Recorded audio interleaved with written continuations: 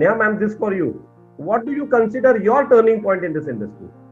Yes sir, my turning point is एक death claim मैंने settle किया था, और वो टर्निंग पॉइंट शायद मेरे लाइफ में सबसे वही टर्निंग पॉइंट है। लाइक मेरे नाम पे एजेंसी था, तो मतलब सिर्फ अचीवमेंट मेरे नाम पे था, लेकिन जो एक्टिव पार्टिसिपेशन था वो ज्यादा नहीं था मेरा। मतलब ठीक है कि कमीशन आ रहा है और मेरे नाम पे पॉलिसीज आ रही है, कुछ ट्रॉफी मिल रहा है, तो आई वाज लाइक हाँ ठीक है, लेने के लिए जाना है करके, इसके साथ खड़ा रहना है, वैसे वाला। लेकिन जब भी मैंने जो मेरा एक यंग क्लाइंट है, 38 ईयर्स का ही थे वो, तो उनका रोड एक्सीडेंट में उनकी डेथ हो गई, और मेरी क्लोज फैमिली में से ही है। तो विद इन 4 डेज में मैंने 70 lakhs का चेक उनके घर पे लेके गए थे। 2 बच्चे थे उनके वाइफ में जब भी मैंने हाथ में दिया, तो वो मतलब उसने कुछ बोला नहीं, जस्ट एक थैंक्स था, लेकिन जो उसके आंख में जो था करके, उसके मतलब जो पूछ रही थी वो बता रही थी थैंक्स उसके। तो तभी मुझे ऐसा लगा कि मेरा जो प्रोफेशन है वो बहुत अलग है, मतलब मैं जो करी वो नोबल वर्क है। तो वहां से जो लाइकिंग, जो अपने प्रोफेशन के लिए कुछ करने के लिए जो मैंने फिर एफर्ट्स डाले, फिर मेरे मेंटर का तो साथ था ही, लेकिन जो खुद जो बोलते हैं ना कि नाम पे एजेंसी और खुद का एफर्ट्स डालना, वो बहुत अलग बात है। और सामने से बोलना कि नहीं, मेरे हस्बैंड तो बोलते थे नहीं तेरा पार्टिसिपेशन चाहिए, मुझे हेल्प चाहिए, लेकिन मुझे अंदर से ही नहीं लगता था कि कुछ करूं करके, क्योंकि पहले कैसे मैं नॉर्मल लड़की थी, ऐसे सेल्स वाला जॉब, किसी से जाके बोला कि मैं LIC एजेंट, पॉलिसी ले लो, ऐसा कुछ भी नहीं था। लेकिन वो इंसिडेंट के बाद ऐसे लगा कि नहीं,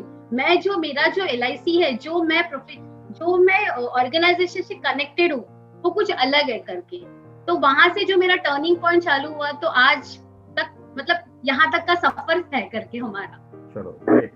Again, I'll ask the same thing. The next question also for you, ma'am. Initial phase में तो प्रॉस्पेक्टिंग जैसे सर ने नॉन कॉन्टैक्ट्स में वगैरह काम शुरू किया था, लेकिन जब आप बिजनेस में आ गए and when you decided to move ahead, what was the initial phase for you on the prospecting activities?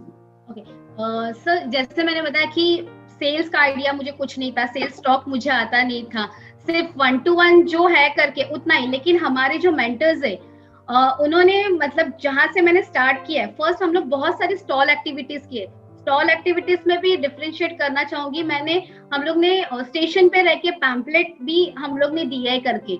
और जब भी इनिशियल स्टार्टिंग में, जब भी मैं ये एजेंसी भी नहीं थी, हम लोग देखते कि किसी ने पैम्पलेट दिया पूरा करके छोड़ देते, तो हम लोग गाली देते थे ऐसा।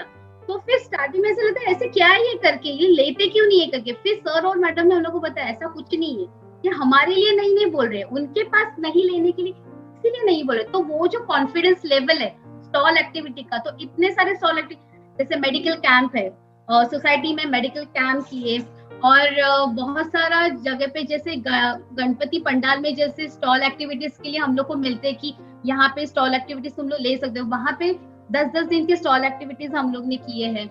और बाकी कॉर्पोरेट में एक्टिविटीज हम लोग करते हैं। कॉर्पोरेट में जैसे आपने वीडियोस में भी देखा रहेगा कि उनके कैफेटेरिया में लंच टाइम के टाइम हम लोग को मिलते थे, 2 दिन का टाइम मिलता, तो वहां पे हम लोग ने स्टॉल एक्टिविटीज किए, BPOs में स्टॉल एक्टिविटीज किए। और अभी ये स्टेज है कि हम लोग जो हमारे क्लाइंट्स है कॉर्पोरेट में, तो उनके स्टाफ के लिए हम लोग उनके लिए इंश्योरेंस अवेयरनेस के एक्टिविटीज करते हैं। मतलब अगर लेडीज का 15 जन का रहेगा, तो उनको लेडीज के लिए क्या है करके special retirement, child education, females के लिए अलग है, मेल्स के लिए अलग है, वैसे कॉन्फ्रेंस रूम में हम लोग स्टॉल एक्टिविटीज करते हैं। और एक है अभी जो हम लोग ने स्टार्ट किया, हम लोग कस्टमर मीट ज्यादा करते हैं, क्योंकि हमारा मानना है कि कस्टमर्स को भी हम लोग अप्रिशिएट करना जरूरी है। तो वो कस्टमर मीट भी लास्ट 5 ईयर से हम लोग हर साल कस्टमर मीट करते हैं हमारे कस्टमर्स के। Okay. Okay, one small question before I ask the further Prasad sir to add on. Yes, sir. एक गणपति के स्टॉल में कितना खर्चा किया था? Okay, let me ask you why I'm asking you this now. The team who is here should know, yes, you need to be physically, mentally, financially involved in your business. Yes sir. Sir कैसा है करके, हमारे mentors ने हम लोग को बताया कि अगर आप कुछ दोगे ना तो आपको कुछ आएगा। तो हमारे बिजनेस में कुछ ना कुछ इन्वेस्ट करना पड़ेगा, फ्री में कुछ भी नहीं आएगा तुम लोग को। तो हमने जो गणपति पंडाल का जो एक्टिविटी किया था, अराउंड वो उसका जो खर्चा पूरा 1 लाख था, उसका 1 लाख, यस, सोसाइटी में किया था। और जब भी सर ने हम लोग को बोला कि ये ऐसा है करके तुम लोग को करना है, तो स्टार्टिंग में ऐसा हमारे था कि कैसे करना है करके, इतना सारा इन्वेस्ट करना है। लेकिन बाद में मतलब वो एक्टिविटीज से, अभी वो प्रसाद बताएगा बाद में कि क्या हुआ है करके, लेकिन मैंने वहां पे डाला तो रिवर्स मुझे आया ही वो। Prasad sir, further on the prospecting activity from you. जो एक्टिविटी की नया जी ने जो बात किया गणपति पंडाल के लिए, क्योंकि हम लोग जो सोसाइटी में जो एक्टिविटी करते हैं तो वहाँ पे ज़्यादा पैसा खर्च नहीं होता है, तो वहाँ पे 1000, 2000, 4000, 5000 उसके ऊपर खर्चा नहीं होता। But when we did this activity at the NRI complex, जो नई मुंबई का सबसे प्राइम लोकेलिटी, तो उनके मैनेजर से हम लोग वहाँ पे मिले, तो ही सेड कि 1 लाख रुपये खर्चा रहेगा करके, 1 लाख रुपये का स्पॉन्सरशिप देना पड़ेगा and will give the stall for पूरा 10 डेज के लिए रहेगा। ठीक है, अभी 1 लाख तो अपनी उस टाइम पे उतनी हैसियत नहीं थी, तो हम लोगों ने क्या किया, हम लोग 4-5 बाकी एजेंट मिलकर हम लोगों ने वो प्रपोजल एक्सेप्ट कर दिया and we did that activity. But frankly speaking मैं बोलता हूँ, उस एक्टिविटी में we could not get a single customer. ठीक है, we could not get a single customer, we could not get a single business over there. तो 10 दिन के बाद फिर लगा, अरे यार हम लोग का पैसा वेस्ट तो नहीं गया, ऐसा लगना चलो, बाकी लोगों को यही लगा। But after 3 months one gentleman call me and he said कि आपका मुझे पैम्पलेट मिला था उस टाइम पे, गणपति के टाइम पे, तो I want to take a policy on my daughter's name. तो अकॉर्डिंगली ही कॉल्ड मी एंड देन उसने उस टाइम पे ही had given a big premium, almost 3,60,000 का प्रीमियम आगे मिल गया वहाँ से।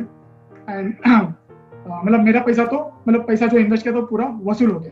तो वैसे ईच एंड एवरी एक्टिव में इमीडिएटली फल नहीं मिलेगा, but at least after 2 months, 3 months, 4 months down the line you will get the fruits. मैं एक और 2 एक्टिविटी के बारे में बताना चाहता हूँ कि जैसे कि हम लोग we send greetings to all our customers. ठीक है, not only customers but their family members also. Whenever we took any policy, new business new policy लेते तो हम लोग डेटा शीट हम लोग फिलअप करते, और डेटा शीट में हर एक फैमिली मेंबर का नाम एंड उनकी डेट ऑफ बर्थ लेते, फिर उनका भाई होगा, सिस्टर होगी, फिर उनके बच्चे होंगे, सबका नाम एंड डेट ऑफ बर्थ लेते एंड हर एक लोगों को हम लोग ग्रीटिंग भेजते, हर एक लोगों को ग्रीटिंग भेजते। मुझे आज याद है कि एक कस्टमर था, उनके पास हम लोग गए थे, वी गॉट वन रेफरेंस, अच्छा रेफरेंस था। वहाँ पे गए तो he was a chairman of one of the school, big personality, तो उनके पास गए, but he was very annoyed with the LIC service, मतलब LIC के बारे में उनको ये बहुत था।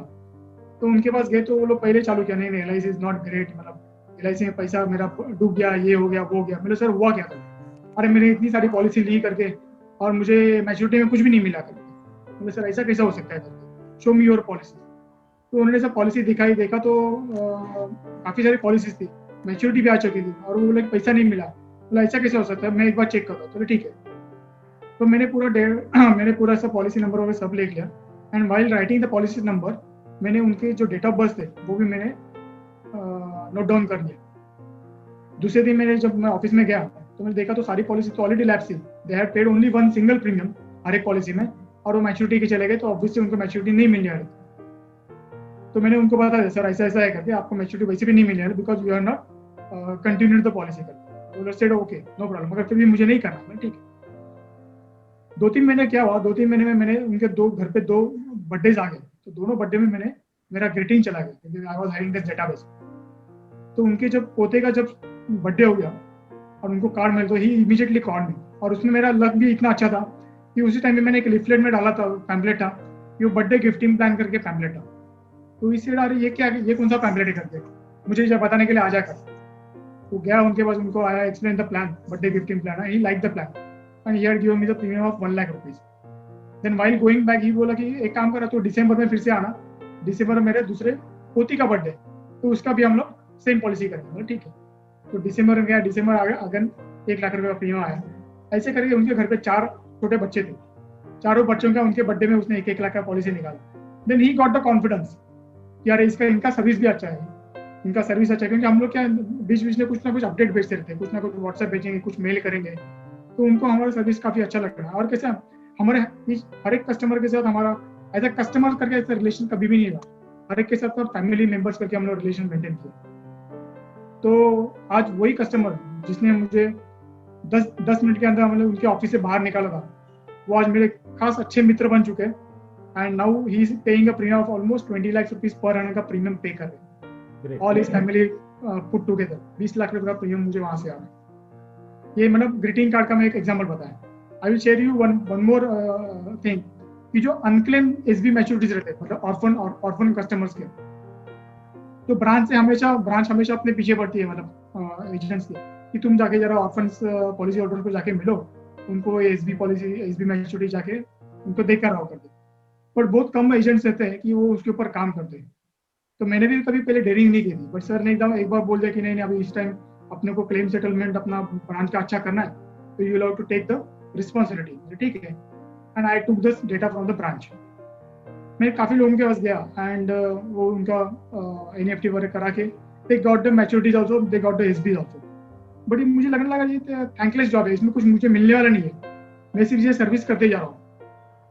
तो मैं सर के पास गया, तो सर ने मुझे पूरा समझाया, this is not a thankless job, यहाँ पे तुझे God is always watching you, तुम जितना मदद करोगे उतना तुमको मिलने वाला है। एंड मुझे याद है कि मैं एक कस्टमर के पास गया था, उसका कंपनी था।